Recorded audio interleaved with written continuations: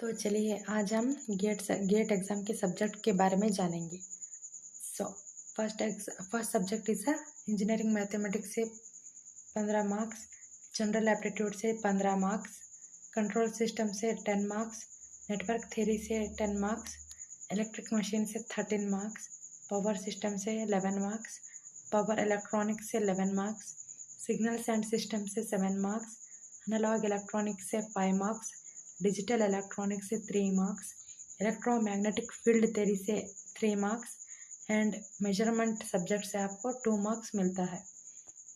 तो चलिए अब हम देखते हैं important topics should be studied for every subject. पहले हम इंजीनियरिंग मैथमेटिक्स से देखते हैं। इंजीनियरिंग मैथमेटिक्स में आपको matrix, calculus, probability, differential equation and complex variables को पढ़ना है। नेक्स्ट वन इज है नेटवर्क थ्योरी सब्जेक्ट। इसमें आपको basics of network theory, theorems, transient analysis, two port networks and steady state analysis को पढ़ना है। नेक्स्ट देखते हैं, next subject is a signals and system. इसमें आपको basics of signals and system, Fourier transform, Laplace transform and gender transform पढ़ना है। Control system subject में आपको सिग्नल फ्लो ग्राफ और ब्लॉक रिडक्शन मेथड को पढ़ना है। टाइम रिस्पॉन्स एनालिसिस पढ़ना है, स्टेबिलिटी और रूट लोकस पढ़ना है, फ्रीक्वेंसी रिस्पॉन्स एनालिसिस पढ़ना है, स्टेट स्पेस मॉडल को पढ़ना है। Next one is a power electronics. इसमें आपको basics of power electronics, rectifiers, choppers and inverters पढ़ना है। Next one is analogue electronics. इसमें आपको diode, BJT and op amp को पढ़ना है। Next one is a power system. इसमें आपको transmission line, fault system analysis, load flow studies, stability and protection को पढ़ना है। Next subject is electrical and electronics measurement. इसमें आपको analogue metres and power energy meters को पढ़ना है। Next one is a digital electronics. इसमें Boolean algebra, sequential circuits and combinational circuits को पढ़ना है। Next one is a electric machines. इसमें DC machines, transformer, induction machines and synchronous machines को पढ़ना है। जनरल एप्टीट्यूड में आपको क्वांट, रीजनिंग एंड इंग्लिश को पढ़ना है। ईएमएफटी में आपको इलेक्ट्रोस्टैटिक्स एंड मैग्नेटोस्टैटिक्स को पढ़ना है। सो ये सब सब्जेक्ट्स की थ्योरी के बारे में हुआ। नेक्स्ट हम देखते हैं, आज हम सिग्नल्स एंड सिस्टम चैप्टर से स्टार्ट करेंगे। First one, what is a signals and system? Signals, it's a function of time which contains some information is called as a signal. Signal two components से मेरा रहता है, one is amplitude, another one is a time. इस graph में देखें आपको along the y axis amplitude दिखेगा, along the x axis आपको time response दिखेगा. So it is full flow graph for the signal. Next, types of signal. There are mainly two types of signals, continuous time signals and discrete time signals. चलिए हम continuous time signals को पढ़ेंगे। The signal is defined at all the intervals of time is called as a continuous time signal. ये amplitude axis है और ये time axis है। यहाँ signal all the time axis पर जनरेट हो रही है। इस तरह के सिग्नल्स को आप कंटिन्यूस टाइम सिग्नल्स बोलते हैं। Discrete time signals, the signals is valid only at a few value of a time axis. ये एम्पलीट्यूड एक्सिस है, ये टाइम एक्सिस है। इसमें टाइम एक्सिस में आपको एट अ पर्टिकुलर टाइम आपको सिग्नल मिल रही है। इस तरह के सिग्नल को आप डिस्क्रीट टाइप ऑफ सिग्नल्स बोलते हैं। Next one is a continuous amplitude signals.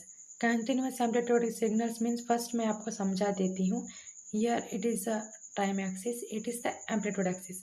इसमें आप देख सकते हैं ये वेरी हो रहा है -1 से 1 तक। If the signal is covering from -infinity से +इन्फिनिटी तक वेरी हो रहा है बोले तो उस तरह के सिग्नल्स को आप कंटिन्यूस एम्पलीट्यूड बोलते हैं। तो चलिए डेफिनेशन को देखते हैं। If we create a set of all possible amplitude on the signal and we get a infinite set, then signal is called as continuous amplitude signal. तो चलिए डिस्क्रीट एम्पलीट्यूड सिग्नल को देखते हैं।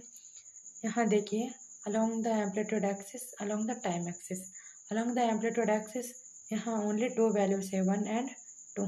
यहाँ नीचे -1 -2 नहीं है। सो इस तरह के सिग्नल्स को आप डिस्क्रीट एम्पलीट्यूड सिग्नल्स बोल सकते हैं। Definition is If we get set of amplitudes having a finite number of values, then it is called as a discrete amplitudes. तो चलिए हम 2-3 क्वेश्चंस को सॉल्व करते हैं. फर्स्ट वन, इस सिग्नल को देखिए, इसमें कंटिन्यूअस एम्पलीट्यूड भी है एंड कंटिन्यूअस टाइम भी है, इसलिए this signal has continuous amplitude and continuous time. इस तरह के सिग्नल को आप एनालॉग सिग्नल्स बोलते हैं. The signals which has continuous amplitude and continuous time, then that signals are called as analog signals. इस सिग्नल को देखिए, इस सिग्नल में आपको कंटिन्यूस टाइम दिख रही है बट डिस्क्रीट एम्पलीट्यूड है इसमें. So this signal has discrete amplitude and continuous time. इस तरह के सिग्नल्स को आप एनालॉग सिग्नल्स बोलते हैं. नेक्स्ट, इस सिग्नल में देखिए, आपको कंटिन्यूअस एम्पलीट्यूड दिख रही है पर डिस्क्रीट टाइम है ये, इसलिए इस तरह के सिग्नल्स को आप डिस्क्रीट सिग्नल्स बोलते हैं. इस सिग्नल में थोड़ा देखिए, it is amplitude axis, it is a time axis. इसमें एम्पलीट्यूड भी डिस्क्रीट है और टाइम भी डिस्क्रीट है, इसलिए इस तरह के सिग्नल्स को आप डिस्क्रीट और डिजिटल सिग्नल्स भी बोलते हैं. 2 क्वेश्चन को सॉल्व करते हैं. Continuous amplitude means signal covers entire amplitude axis. No, it is a false, because if a signal is varying from -infinity to +infinity, देखिए इसमें क्या होता है बोले तो, -infinity से +infinity तक वेरी हो रहा है बोले तो एट अ पर्टिकुलर टाइम और एट अ पर्टिकुलर वैल्यू ये वेरी होता है, इसलिए it is not covers the entire amplitude axis. So it is a false. Sine wave has a continuous amplitude. Yes, it is a true. Sine wave has a continuous amplitude. Yes. Next, continuous amplitude means amplitude value of signal has finite sets. Yes, continuous amplitude -infinity से +infinity तक minus very होता है. तो चलिए अब हम sampler को देखते हैं. सैम्पलर को बेसिकली हम एज अ स्विच को डिफाइन करते हैं. The output of the device is connected to the input is called as a sampler. A sampler connects output to input is called as a sampler. So यहाँ आप देख सकते हैं small t is equal to NTS, where t is equal to where n is the integer and ts is a constant value. इसको कैसे define कर रहे हैं, पहले आप इनपुट को देखिए, it is amplitude axis, it is a time axis. इसमें एक सिग्नल को दिया है, इसको देखिए कंटिन्यूस टाइम है. इस कंटिन्यूस टाइम को जब आप सैम्पलर में देते हैं, it will be converted into discrete time. इस ग्राफ में देखिए, it is a amplitude axis, it is a time axis. Signal eight a particular time में डिफाइन हो रहे हैं और जनरेट हो रहे हैं. इस तरह के सिग्नल्स को आप डिस्क्रीट टाइम बोलते हैं. So what is the sampler means, here the sampler which converts input continuous time signal into discrete time signals is called as a sampler, which is defined as t is equal to NTS. So output of the sampler is converted is input at t is equal to NTS. तो चलिए 2 questions को देखते हैं. Sampler react upon only amplitude axis. No, it is a false. अभी हम graph में देखे थे sampler works on only on the time axis. So it is a false. Next one is a continuous time is converted into a discrete time. Yes, it is a true. देखिए, sampler act only on the time axis. Sampler converts continuous time signal into discrete time signal. Yes, it is a true. इस signal को देखिए, इसमें discrete time है but continuous amplitude है. इस तरह के सिग्नल्स को आप डिस्क्रीट सिग्नल्स बोलते हैं. If amplitude axis of input is continuous, then amplitude axis of sampler output will B dash. क्या होता है यहाँ आप ऑब्जर्व करिए, वो लोग एम्पलीट्यूड एक्सिस मेंशन करे हैं but they are taking a sampler, but sampler which will works on only time axis, hence it will gives amplitude, continuous amplitude.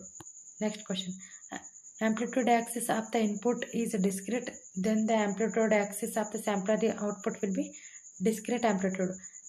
यहाँ डिस्क्रीट इनपुट दे रहे हैं बोले तो आपको डिस्क्रीट एम्पलीट्यूड भी मिलेगा, बिकॉज आप सैम्पलर को यूज़ कर रहे हैं. Sampler only converts the time axis, it doesn't converts the amplitude axis, it doesn't affect to the amplitude axis. तो चलिए इस क्वेश्चन को देखते हैं. ये क्वेश्चन गेट में आया था.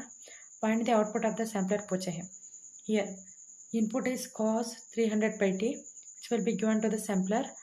What is will be the output? Here we in this आपको output is connected to the input. So what is the given? cos 300 pi n ts. So इसको as it is लिखिए cos 300 pi n where ts they have given 0.01. इसमें substitute करिए. So multiply करने के बाद आपको cos 3 pi n मिलता है. Therefore cos 300 pi t which is answer will be the cos 3 pi n. तो नेक्स्ट देखते हैं. ये सिग्नल को देखिए. It is a amplitude axis and it is a time axis. इसमें डिस्क्रीट एम्पलीट्यूड है बट कंटिन्यूअस टाइम है. इस तरह के सिग्नल्स को आप, ये सिग्नल है. नेक्स्ट ये सिग्नल को देखिए. इसमें डिस्क्रीट एम्पलीट्यूड है एंड कंटिन्यूअस टाइम है. डिस्क्रीट टाइम है एंड डिस्क्रीट एम्पलीट्यूड है. इस तरह के सिग्नल को आप डिजिटल सिग्नल्स बोलते हैं. नेक्स्ट देखिए क्वांटाइजर. What is a क्वांटाइजर? अब तक आपने सैम्पलर के बारे में देखा. Sampler which will works only on the time axis. Here we will discuss about the quantizer. Quantizer ये ओनली एम्पलीट्यूड एक्सिस पे वर्क करता है. ये टाइम एक्सिस को क्या प्रॉब्लम नहीं करता. ये it doesn't affects to the time axis. So first आपको मालूम रहना चाहिए कि transfer characteristics of a system means क्या है. It is a characteristic of output versus input is called as a transfer characteristics. इसको बेसिकली आपको आपके लैब में वैभव के क्वेश्चन पे पूछ सकते हैं. What is the transfer characteristics of any system. तो चलिए इसको देखते हैं. पहले इस ग्राफ को देखिए. It is a amplitude axis, it is a time axis, it is a output, it is a input. इसमें देखिए सिग्नल को इस तरह से ग्राफ प्लॉट किया गया है. इसमें देखिए इफ़ आपके -1 से +1 तक सिग्नल वेरी हो रहा है बोले तो आपका output will B 0. So output will B 0. अगर आपका +1 से +2 तक आपकी सिग्नल वेरी हो रहा है बोले तो आपका आउटपुट विल बी 1. अगर आपका सिग्नल मोर देन 2 से 2 में वेरी हो रहा है बोले तो आपका आउटपुट विल बी 2. ऐसे ही इस तरफ देखिए. -1 से -2 तक आपका सिग्नल वेरी हो रहा है बोले तो आपका आउटपुट विल बी -1. अगर मोर देन 2 तक वेरी हो रहा है बोले तो आपका आउटपुट विल बी -2. सो देखिए I have written that itself. If the amplitude of the input is between 1 to 2 बोले तो आपका आउटपुट विल बी 1. अगर मोर देन 2 है बोले तो आपका आउटपुट विल बी 2. इफ आपका एम्पलीट्यूड -2 से -1 तक वेरी हो रहा है बोले तो आपका amplitude will be 1. If the amplitude of the input is less than -2 है बोले तो आपका आउटपुट विल बी -2.